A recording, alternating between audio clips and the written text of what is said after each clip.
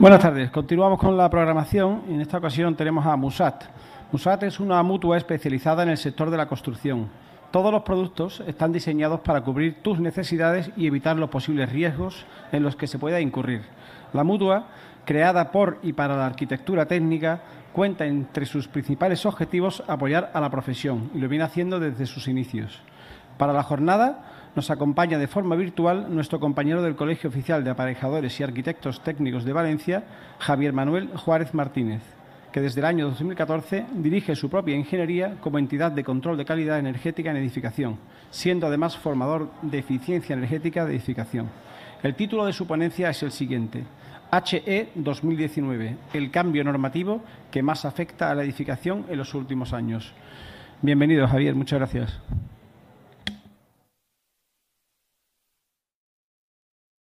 Cuenta entre sus principales objetivos. Bien, hola, ¿me oís? Hola. Bueno, pues voy a empezar la ponencia. Me llamo Javier Manuel Juárez Martínez. Lo primero, pues bueno, agradecer a la Fundación Musat la oportunidad de realizar esta ponencia y, por supuesto, al Colegio de Aparejadores de Sevilla. Yo soy compañero, soy arquitecto técnico, colegiado en Valencia, y soy el director técnico de un laboratorio y una entidad de control de la supervisión de eficiencia energética. Y bueno, voy a dar una pequeña ponencia sobre el H 2019, que es el gran cambio normativo que más nos afecta en los últimos años a la manera de construir. Digamos que por fin tenemos bueno, yo creo que con el H 2013 ya teníamos una normativa, la verdad es que medianamente seria, y ahora ya empezamos a tener una normativa bastante seria. De hecho, todas las edificaciones que engloban o cumplen el H 2019, la propia administración las considera como edificaciones de consumo casi nulo, que no son una passive house, pero cada vez nos vamos acercando más a ella. Bueno, un momento. Bien, lo primero que me gustaría indicar o explicar es qué es lo que ha pasado en los últimos 14 años, que hemos pasado de vivir de espaldas a la eficiencia energética en edificación a de repente ser algo con una repercusión grandiosa y en el que todos estamos muy implicados. Bueno, esto es una historia vieja y antigua. Lo que ocurre es que la edificación siempre hemos vivido de espaldas porque no sabíamos que éramos un gran agente contaminador. Bueno, pues os voy a explicar un poco qué es lo que ha pasado en los últimos años, a un nivel general. Mirad, en 1998 se creó un grupo intergubernamental de expertos, el IPCC, el cual se encargaba, o se encarga, porque de hecho sigue existiendo, de evaluar la información científica de los gases de efecto invernadero. Este grupo no es un grupo político, es un grupo que está totalmente integrado por científicos. Este grupo se creó porque a finales de los años 70, principios de los años 80, nos empezamos a dar cuenta de que los gases que emitíamos a la atmósfera dañaban a la atmósfera. Todos nos acordamos de la famosa agujero de ozono, que fue en aquellos años donde nos dimos cuenta que estábamos realizando un agujero de un tamaño considerable en el ozono. Bueno, en 1992 se crea una convención marco de Naciones Unidas sobre el cambio climático, que es el FMNUCC. Bien, esta convención marco lo firmaron 195 países, de los cuales, lógicamente, nosotros formamos parte de ellos, que reconocen ya en 1992 la existencia del cambio climático y establece el objetivo de lograr la estabilización de estos gases. Es decir, no podía ser que esto fuera una emisión infinita de gases a la atmósfera, cosa que prácticamente no lo hemos conseguido, pero bueno. En 1997, que esto ya os sonará, se volvió a reunir esta comisión, pero estableció una adicción a esta comisión. Esta adicción se llamó el Protocolo de Kioto o la adicción de Kioto.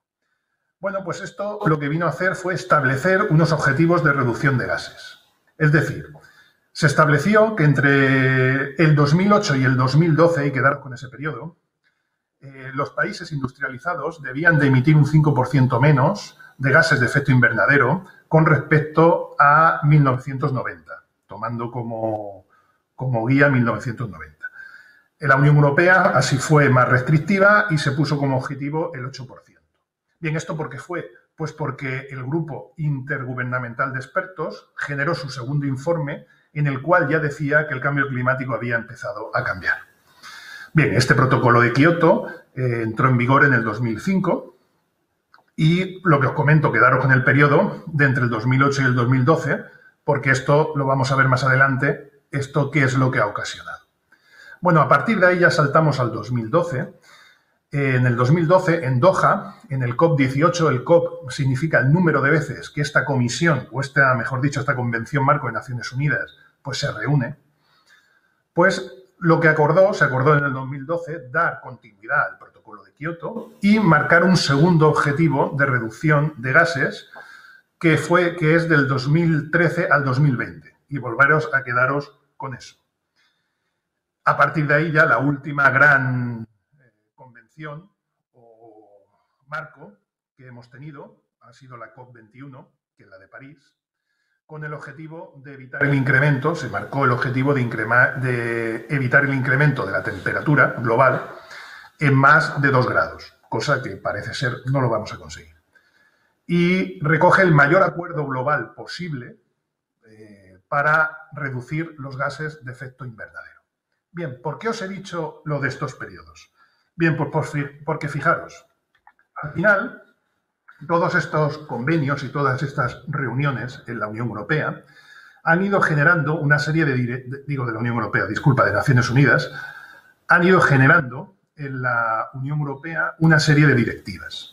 Es decir, y esas directivas han ido generando una serie de normativas.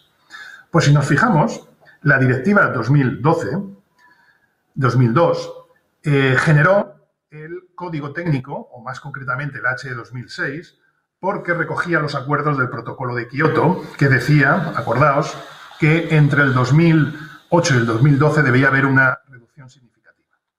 Bien, esto fue el culpable por el cual, por primera vez, empezamos a tener una normativa medianamente seria en España. Bien, la Directiva 2010 de la Unión Europea, es decir, hace 10 años, ya vino a indicar que a partir del 2020 todas las edificaciones que se realizaban debían de considerarse como edificios de consumo casi nulo. Es decir, que hace 10 años, hace una década, ya sabíamos que nos íbamos a encontrar en el momento en que nos encontramos. Bien, seguimos. En el 2012, la Unión Europea generó la Directiva 2012, que viene debida a los acuerdos recogidos en Doha en el 2012. Que acordaros que se abría otro periodo, que era entre el 2013 y 2020, de reducción de gases de efecto invernadero. Eso ocasionó que se modificara el H y entrara en vigor el H 2013. Bien, yo, bajo mi punto de vista, creo que esta fue verdaderamente la primera normativa seria de cumplimiento de eficiencia energética que hemos tenido, ya que el H 2006, para mi punto de vista, fue como una normativa de transición. Y, por último, la directiva del 2018, en la que nos ha generado a los Estados miembros el H 2019, que viene derivada de los acuerdos de París del 2005. Bien, a partir de ahí, lógicamente, como ya ha pasado una década de la directiva 2010, esa H 2019 tiene que recoger que todas las edificaciones, o recoger las edificaciones de consumo casi nulo. Bueno, la directiva 2012 lo que vino también a marcar fue a estudiar cuál es el consumo energético mundial, y más concretamente, porque cuadra, cuál es el consumo energético de la Unión Europea. Bien, pues fijaos, el 28% del consumo energético de la Unión Europea, y a nivel mundial, ya os digo que esto cuadra prácticamente, se debe a consumos por movilidad, es decir, por los coches, básicamente, ¿no? El 31% del consumo se debe a la producción industrial, al fin y al cabo, si yo consumo el 28% de la energía, también prácticamente voy a emitir el 28% de los agentes de efecto invernadero. Pero, ¿cuál fue nuestra sorpresa? Y esto fue una sorpresa para el sector, porque a nadie nos lo habían dicho, que resulta ser que el 41% del consumo energético mundial, que en la Unión Europea viene a ser prácticamente también el 41, el 40, se consume para climatizar y calefactar edificios. Es decir, que nosotros somos, la edificación, son los grandes contaminantes mundiales. Claro, esto hace imposible poder luchar contra el cambio climático si las edificaciones que hacemos, y sobre todo las que ya están hechas, no las adaptamos a que pasen de ser unas edificaciones activas que consumen mucha energía y, por tanto, emiten mucho CO2 a la atmósfera, a ser edificaciones pasivas, que son edificaciones que consumen poca energía y, por tanto, emiten poco CO2. Bueno, pues aquí vemos un poco pues, toda la normativa que hemos estado teniendo. Debemos de tener en cuenta que la normativa desde el 2006, la Unión Europea, el estándar de referencia que tiene es Passive House. Por tanto, conforme vamos cambiando normativas y vamos incrementando la complicación en estas normativas, es simple y llanamente porque nos vamos acercando cada vez más al estándar Passive House, porque es el estándar de referencia. Como podemos ver, hasta el 2006 nosotros teníamos una normativa que era del código técnico, control térmico creo que era, control térmico de 1979, que se realizó debido a la crisis del petróleo de los años 70. Si no, pues no hubiéramos tenido seguramente ninguna. Era una normativa pues muy laxa y muy sencilla y muy simple, ¿de acuerdo? Realmente, hasta el 2006 se podría decir que todas las edificaciones que nosotros hemos hecho se podrían considerar como edificaciones activas. Si me aprietáis un poco, yo consideraría que hasta el 2013. Pero bueno, ¿qué son edificaciones activas? Pues son edificaciones que prácticamente la totalidad de su confort térmico dependen única y exclusivamente de los sistemas activos, es decir, los sistemas de climatización y sistemas de generación de agua caliente sanitaria, etcétera, etcétera. Los sistemas pasivos, es decir, la envolvente térmica, para entendernos, prácticamente no se tenía en cuenta. Esto era pues porque nos creíamos que la energía era infinita y era barata.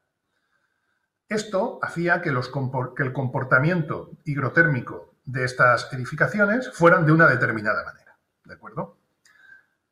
A partir del 2006 empezamos, poco a poco, a realizar edificaciones pasivas, es decir, edificaciones que ya no todo el confort térmico lo apoyábamos sobre los sistemas activos, sino que ya empezábamos cada vez más a descansar en los sistemas pasivos, es decir, a tener envolventes capaces de retener el calor y evitar que entre calor, ¿de acuerdo? Esto que conlleva a que el comportamiento higrotérmico de esos edificios sean también diferentes.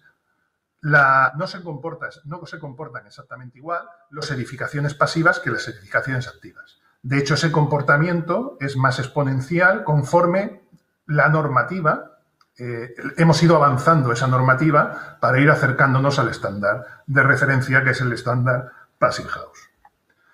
Bueno, ¿qué es una edificación de consumo casi nulo? Bueno, la definición prácticamente es como si fuera la del estándar Passive House, porque ya os digo que no es una Passive House, pero cada vez nos acercamos más. Son edificios de muy alta eficiencia energética, con un consumo muy bajo de energía, el cual es cubierto en gran medida pues, por energía procedente de fuentes renovables. Y, como comentaba antes, un edificio de consumo casi nulo se puede considerar a todo edificio que cumpla ya el HE 2019. Bueno, ¿y cómo se comportan este tipo de edificaciones? Bueno, el comportamiento de este tipo de edificaciones depende, lógicamente, de su ubicación y prácticamente es el mismo, solo que hay un concepto, que ahora veremos, que es diferente para los climas fríos o centroeuropeos que para los climas cálidos o mediterráneos. Es decir, bueno, al final, para hacer una edificación de consumo casi nulo, que ya hemos dicho que se va acercando al estándar Passive House, pues necesitamos unas ventanas con una baja transmitancia térmica y permeabilidad. Cada vez se necesita un mayor aislamiento térmico. Imaginaos el aislamiento térmico y el tipo de ventanas que poníamos hace 14 o 15 años. Si os acordáis, a lo que ponemos ahora no tiene absolutamente nada que ver.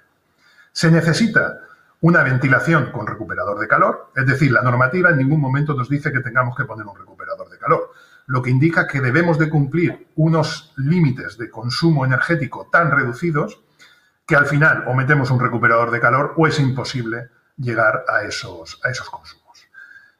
La envolvente también debe ser una envolvente estanca, es decir, tiene que haber un cierto grado de estanqueidad, ¿vale? Como en una passive house, lo que ocurre es que el valor no es tan restrictivo como una passive house. Debemos de minimizar en la medida de lo posible todo lo que podamos los puentes térmicos, porque si no, no vamos a poder cumplir con la normativa vigente. Y digo minimizar y no suprimir, porque un puente térmico no se suprime. El puente térmico el valor de un puente térmico nunca es cero, ¿de acuerdo? Es 0, algo, igual que la transmitancia térmica. La transmitancia térmica de un cerramiento pues será 0,30, 0,25, 0,20 o 0,35. La transmitancia térmica lineal de un puente térmico será 0,20, 0,15, 0,10 o 0,30, pero nunca es cero. Ese concepto de romper un puente térmico y creernos que por eso el valor es cero, eso es un concepto erróneo. Bien, también debemos de tirar, de cierta manera, de energías renovables. Esto ya lo venimos haciendo siempre desde hace tiempo, porque parte del agua caliente sanitaria que nosotros consumimos ya tiene que venir de energías renovables. Y debemos de apostar no nos queda más remedio, por sistemas de climatización y agua caliente sanitaria de alta eficiencia energética. Bien, pero ¿cuál es el problema en los climas cálidos o mediterráneos? Pues otro concepto más, que es el sobrecalentamiento. Esto lo sabemos por su estándar de referencia, que es el estándar Passive House.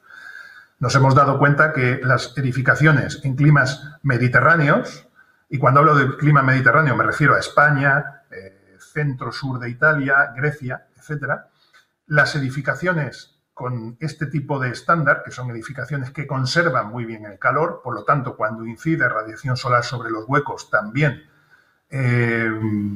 caldea ese ambiente y ese calor también lo impide, de alguna manera está impidiendo que salga, ¿vale? Y no es suficiente con la ventilación mecánica, pues da problemas de sobrecalentamiento. Con lo cual esto ya también lo recoge el H 2019, que es qué valores debemos de tener en cuenta para evitar esto. Bueno, estos principios básicos, esta manera de construir un edificio de consumo casi nulo, pues hace que tengamos una menor demanda de calefacción y menor demanda de refrigeración por parte de nuestro edificio. Bien, recuerdo que la demanda energética de un edificio es la cantidad de energía que necesita ese edificio para cubrir sus necesidades de frío o de calor. Es decir, la energía que mi edificio demanda a mis sistemas de climatización o agua caliente sanitaria. Y el consumo es la cantidad de energía que mis equipos necesitan consumir para aportar esa cantidad de calor o de frío que demanda mi edificio. Bien, pues al final son edificios con una baja demanda, que además tienen una capa hermética y las cuales necesitan una ventilación y, lógicamente, una parte de agua caliente sanitaria, que ya sabemos que una parte de esta energía va a ir de fuentes renovables. Lo de la ventilación es absolutamente importante. Debemos de tener en cuenta que las casas con sistemas pasivos son viviendas muy estancas. Esa estanqueidad hace que tengamos que ventilar con un flujo constante y calculado una cierta cantidad de litros segundo, metros cúbicos hora, constante. ¿Por qué? Pues porque si no voy a tener un ambiente tóxico dentro de mi edificación. Voy a tener unas partículas por millón mayores de las que debo de tener, aparte de tener también una humedad relativa mucho mayor de la que deberíamos de tener. Eso hace que desde el 2006 ya tengamos que, y lo digo porque esto parece mentira, pero aún parece que nos cuesta entenderlo, esto hace que desde el 2006 tengamos que ventilar las viviendas mecánicamente, ¿de acuerdo? Y es importantísimo. Esto no ya no es como antes, porque el comportamiento hidrotérmico de los edificios activos es diferente que de los edificios pasivos, y con lo cual ya no vale con abrir 1 hora o 2 horas las ventanas como se realizaba antes. ¿Por qué? Porque si tú abres durante 1 hora o 2 horas las ventanas, durante esa hora o 2 horas vas a tener una ventilación constante y vas a tener un ambiente salubre, no insalubre. Pero en el momento que las cierres y empieces a vivir en tu vivienda, la cantidad de CO2 y el porcentaje de humedad relativa de tu ambiente va a empezar a subir hasta hacerse un ambiente insalubre. Y va a empezar a subir a la hora, 2 horas o 3 horas, ya vas a tener un ambiente insalubre. Y no vas a poder sanearlo hasta al día siguiente que tú vayas a abrir las ventanas. Con lo cual tienes un ambiente tóxico, generas un edificio enfermo. ¿De acuerdo? ¿Cuáles son los pros de este tipo de edificación? Pues bueno, son edificaciones con muy bajo consumo energético y muy baja demanda energética. Los pequeños contraindicaciones que tenemos, pues como comentábamos, que al ser edificios muy herméticos, para conseguir un ambiente salubre y con baja humedad relativa, pues hay que proceder a una ventilación continua. Y como ya refleja el Código Técnico desde el 2006. Y además, pues puede llevarnos a problemas de sobrecalentamiento en zonas mediterráneas. Bueno, esto ya, el Código Técnico ya ha creado una normativa, o mejor dicho, es un concepto matemático, una fórmula, que ahora veremos, para evitar el sobrecalentamiento. Bueno, pues ya metiéndonos un poco ya en harina en el Código Técnico, pues el Código Técnico lo que nos indica es una obligación básica y al final unas obligaciones adicionales que no son opcionales, son adicionales, es decir, las tenemos que cumplir sí o sí, pero para poder cumplir la obligación básica. Bueno, ¿cuál es la obligación básica? Pues edificios que consuman poca energía. ¿Qué tipo de energía? Pues que consuman poca energía no renovable, pero también que consuman poca energía renovable. Por eso, es decir, que sean edificios de bajo consumo, independientemente de dónde me venga la energía. Por eso me limitan la energía primaria no renovable y por eso me limitan la energía primaria total, ¿vale? Como podemos ver en la transparencia. Y luego, ¿cuáles son las obligaciones adicionales? Pues las obligaciones adicionales son edificios que demanden poca energía en sí, instalaciones térmicas y de iluminación eficientes y el uso de energías renovables, que para eso están los diferentes apartados. No había comentado que la obligación básica la engloba el H0 y las obligaciones adicionales pues las engloba los diferentes documentos básicos del HE, que es el H1, el H2, el H3, el H4 y el H5. Incluso aquí nos dicen en las instalaciones térmicas de iluminación, instalaciones térmicas y de iluminación eficientes, como una obligación adicional el asegurar la calidad del aire interior. Bien, asegurar la calidad del aire interior se asegura con el HS3, ¿de acuerdo? Eso debemos de tenerlo en cuenta. Bien, estos valores para rehabilitación energética son menos restrictivos que para obra nueva, como es normal. Bueno, edificios que consuman poca energía, pues bueno, lo que comentábamos, nos limitan la energía primaria no renovable, tanto en obra nueva como para rehabilitación energética. Lo que sí que podemos observar es que esa limitación es mucho mayor para rehabilitaciones energéticas que para obra nueva. Bueno, se considera lógicamente que para rehabilitar energéticamente una vivienda, pues nos encontramos con edificios ya ejecutados y realizados, que tienen una mayor problemática para rehabilitarlos energéticamente y, por tanto, sus valores de limitación son mayores. Y, por último, la limitación de energía primaria total, es decir, el consumo de energía total independientemente de dónde me venga, es decir, de sistemas renovables o de sistemas no renovables, que a su vez tenemos la misma limitación, ¿de acuerdo? Es decir, para obra nueva la limitación es mucho mayor que para la rehabilitación, o menor, mejor dicho, que para rehabilitación energética. Bien, para el cálculo de energía primaria no renovable y la energía primaria total, es necesario, lógicamente, la aplicación de herramientas informáticas como las que ya tenemos encima de la mesa. Ya desde hace tiempo tenemos un amplio abanico de aplicaciones informáticas, como puede ser la herramienta unificada LeaderCalendar, como puede ser Cipeterm H+, SGSAP, etcétera, etcétera, que son herramientas muy potentes para poder calcular todo esto. Yo aconsejo siempre irnos a herramientas cuyos motores de cálculo sea o el DOE2 como Joule o el Energy Plus como Cipeterm H+ o SGSAP y no irnos tanto a herramientas simplificadas como puede ser el C3X o CERMA, ya que, bajo mi punto de vista y entender, no nos da tantos datos ni tienen detrás herramientas y motores o tanta tecnología y herramientas tan potentes informáticas para calcular precisamente esto.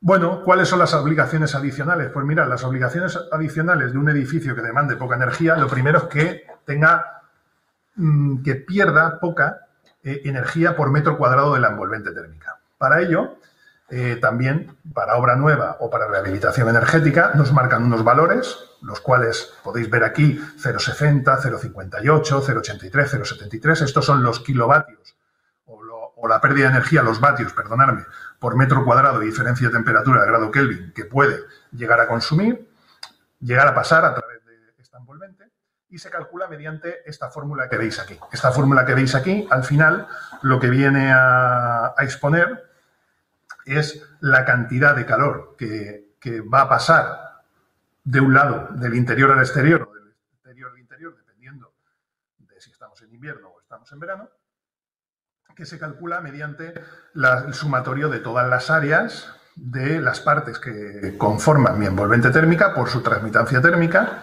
más la longitud de todos los puentes térmicos por la transmitancia térmica lineal de los puentes térmicos, más los puentes térmicos puntuales, que esto normalmente se desprecia para el cálculo, dividido por el área de la envolvente térmica, el área de intercambio de calor. Bien, pues debido a esta fórmula, nos vemos obligados a utilizar, tanto para rehabilitación energética como para obra nueva, sistemas constructivos diferentes a los que se han utilizado hasta ahora. Es decir, los sistemas tradicionales de construcción de envolventes térmicas, pues ahora mismo son prácticamente imposibles de realizar. Debemos irnos a fachadas colgadas, fachadas como las que la compañera ponente anterior de Placo o de otro fabricante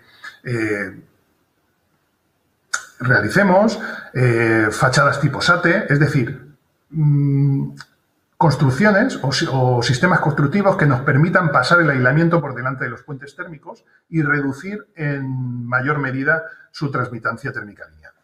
Debemos de entender que, por ejemplo, el HE en su guía de aplicación recomienda irnos a valores de transmitancia térmica lineal de los puentes térmicos en torno a 0,20 vatios metro lineal. ¿De acuerdo? Esto es muy difícil de cumplir a no ser que realicemos este tipo de sistemas constructivos. Va a ser pero muy raro, por no deciros imposible, hoy en día cumplir una edificación, el H1, con un sistema tradicional de envolvente. ¿De acuerdo? Bueno, además, también nos dice el H1 que las envolventes deben de estar bien compensadas, es decir, no vale solo con que el edificio tenga un comportamiento global adecuado, sino además esas fachadas tienen que tener un comportamiento local.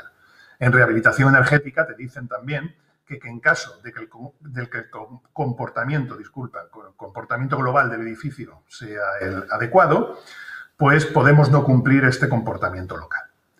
Luego, además, también aparece un concepto nuevo, que son las ganancias térmicas solares en verano, que es la cantidad de energía que entran por mis huecos en el mes de julio. Esto es de aplicación en obra nueva, pero en rehabilitación energética también, cuando vayamos a ampliarla, cuando hagamos un cambio de uso o cuando se renueve más del 25% de la envolvente térmica del edificio. Bien, ¿y cómo se calcula esa cantidad de radiación que me entra por mis ventanas? Bien, pues con esta fórmula, que al fin y al cabo esta fórmula lo que te viene a expresar por cada una de las ventanas de mi edificio es un factor reductor de la transmitancia térmica por mis elementos de sombra propias de mi propio edificio. También una reducción de la transmitancia térmica total cuando yo tengo activado mi elemento de sombra, es decir, ya me dicen que voy a tener que tener algún tipo de elemento de sombra estacional, es decir, alguna persiana, algún toldo, alguna cortina. Y luego también debo de tener en cuenta la cantidad de radiación solar que incide en mi fachada. Lógicamente, eso va a depender de la zona climática donde esté mi edificio y la orientación de esa fachada. Ya os adelanto que es muy difícil cumplir esta limitación si no utilizamos un dispositivo de sombra móvil. Es decir, si no tenemos un dispositivo que nos permita jugar con la cantidad de radiación que nos entra. ¿De acuerdo? Bueno, luego también nos habla de la permeabilidad de la envolvente térmica. Ya nos hablaba el H de 2013 un poco de esto, porque lo que nos hacía era limitar la permeabilidad de los huecos de las ventanas, cosa que ahora nos la limita aún más. Aquí, como podéis ver, varía entre 27 metros cúbicos hora metro cuadrado año y 9. Esos son entre una clase 2 y una clase 3 de permeabilidad al aire. Aquí no suelen haber demasiados problemas, ya que hoy en día ventanas abatibles es raro, se están haciendo de muy buena calidad y es raro que no tengamos una permeabilidad al aire de clase 4, que estamos hablando de 3 metros cúbicos hora metro cuadrado, cuando se ensaya a 100 pascales. Lo que sí que aparece como nuevo es la relación de cambio de aire, que es el famoso N50 también de las Passive House, es decir, la permeabilidad total de la envolvente térmica. Aquí, para obra nueva, sí que te marca que toda edificación de residencial que tenga, no recuerdo si superficie construida o superficie útil, creo que superficie útil mayor de 120 metros cuadrados, debe de cumplir la relación de cambio de aire que nos marcan aquí, que es una relación que depende de la compacidad, que es el volumen del edificio partido por el área de intercambio, debe de ser entre 6 y 3. Bueno, ¿eso cómo se sabe? Bueno, pues se sabe aplicando esta fórmula que veis aquí, que no deja de ser el área de los elementos opacos por su permeabilidad, más el área de las ventanas por su permeabilidad partido por el volumen. Y esto, al fin y al cabo, me da un valor con el cual yo voy a saber si cumplo o no cumplo. Bien, dicho esto, debéis de tener en cuenta que la normativa te dice una cosa. Si no cumples, por narices, debes de hacer un ensayo blower door y garantizar que la hermeticidad de tu vivienda sea menor que la hermeticidad que indicada en la norma como límite. Pero que si cumples, el ensayo es opcional. Bien, esto debéis de cogerlo mucho con pinzas y yo aconsejo que no sea opcional, sino que lo hagáis. ¿Por qué? Pues porque si no estáis dando por bueno una estanquidad teórica. Es decir, imaginaros que os sale una estanquidad teórica por fórmula de 4,5 y tenéis una estanquidad límite de 5. Vale, perfecto, cumplo, pues nada, hago la obra y resulta ser que yo no ensayo, no compruebo cuál es mi estanquidad real.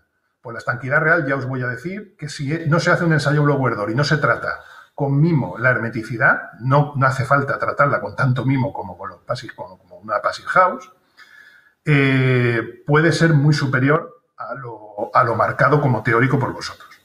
¿De acuerdo? Con lo cual puede haber un problema y grave. Así que yo siempre recomiendo, cuando no se cumple con la norma, lógicamente, con la fórmula, lógicamente hay que realizarla, es de obligado cumplimiento tal y como dice el código técnico, pero si no, es más que recomendable realizar este ensayo siempre. Bien, en rehabilitación energética pues no es de aplicación realizar este ensayo. Bueno, con el cumplimiento del H1 pues logramos envolventes térmicas que impiden en gran medida las 3 formas de transmisión de calor. Por un lado, la transmisión por conducción, que eso lo está impidiendo por nuestra envolvente como tal.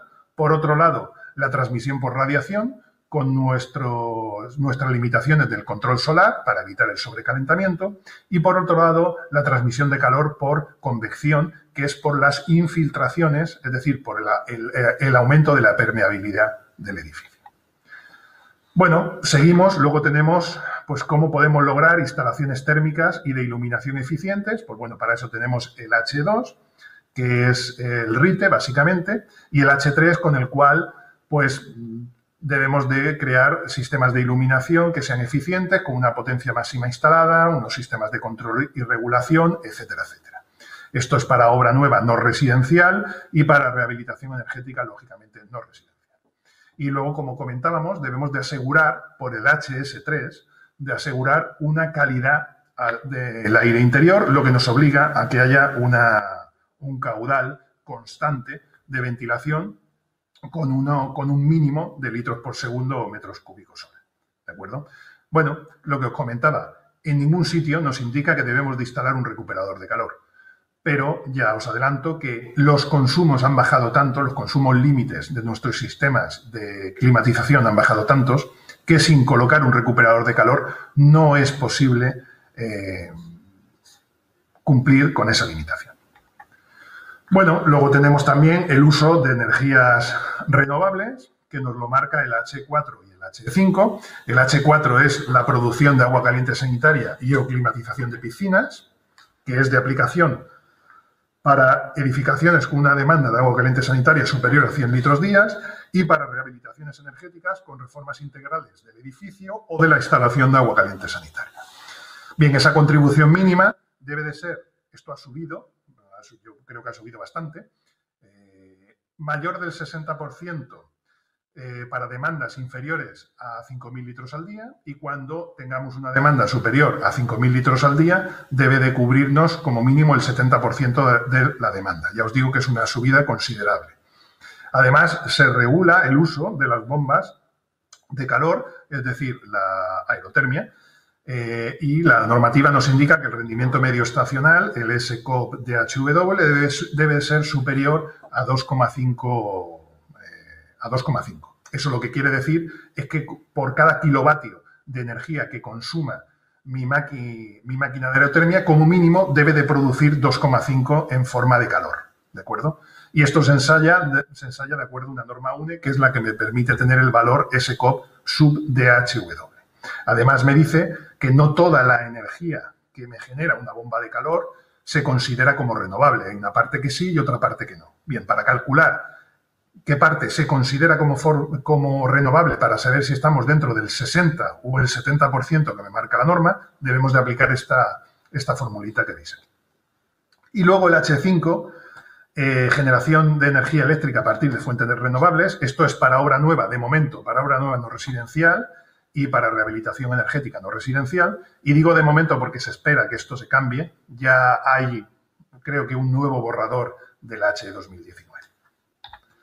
Bueno, pues al final lo que tenemos es que el H 2019 pues, nos limita el consumo de energía primaria no renovable, nos limita el consumo de energía primaria total, nos limita la pérdida energética a través de la envolvente, nos minimiza o debemos de minimizar los puentes térmicos, debemos de evitar el sobrecalentamiento, tenemos un aumento de la permeabilidad al aire de los huecos, debemos de tener equipos de climatización de alta eficiencia energética, una limitación del consumo del sistema de iluminación y aprovechamiento de la luz natural, un aumento de la permeabilidad de la envolvente, contribuciones energéticas, etcétera, etcétera. Es decir, esto se ha convertido en un trabajo de especialización, ¿vale? Hemos pasado de prácticamente cumplir esto con una tabla Excel como pasaba hace 13 o 14 años o 15 años y necesitar pocos conocimientos técnicos y muy poco tiempo para hacerlo, a tener que desarrollar una serie de competencias muy altas para poder hacer esto, y el nivel de complejidad es elevado. Bueno, aquí podemos ver toda la cantidad de normativa que debemos de dominar y manejar para poder cumplir con o poder realizar este tipo de edificaciones que ahora debemos de realizar. Debemos de cumplir el H0, el H1, el H2, el H3, el H4, el H5, como habíamos comentado, pero además debemos de conocer y saber manejar y, lógicamente, calcular el H2, que son las limitaciones de las condensaciones intersticiales y superficiales de los paquetes de cerramiento, que esto ya os digo que muchas veces pues, no se hace lo bien que se debería hacer, y luego debemos de aprender a calcular la transmitancia térmica lineal de los puentes térmicos, que la manera de cálculo lo regula el documento básico de apoyo H3. Además, el documento básico de apoyo H3 también nos dice cómo debemos de calcular las condensaciones superficiales de los puentes térmicos. A su vez, por eso lo pongo, porque es complementaria, pero debemos de cumplirla, porque nos influye en el HE, en la eficiencia energética del edificio. También el HS3, que nos marca los caudales mínimos de ventilación que debe de tener esa vivienda para que nuestro ambiente sea un ambiente salubre. Bueno, con eso que hemos conseguido, con todo esto que estamos consiguiendo, pues estamos consiguiendo lo que veis aquí.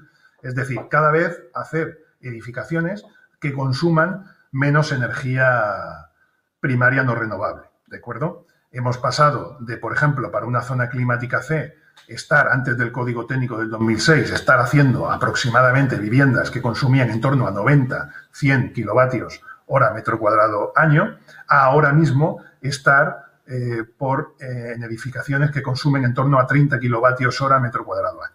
De hecho, además, estamos consiguiendo que cada vez se homogeneice más el consumo y no dependa tanto de la zona climática donde esté, porque ahora mismo, como podéis ver por la curva se está también, aparte de bajando, está perdiendo pendiente.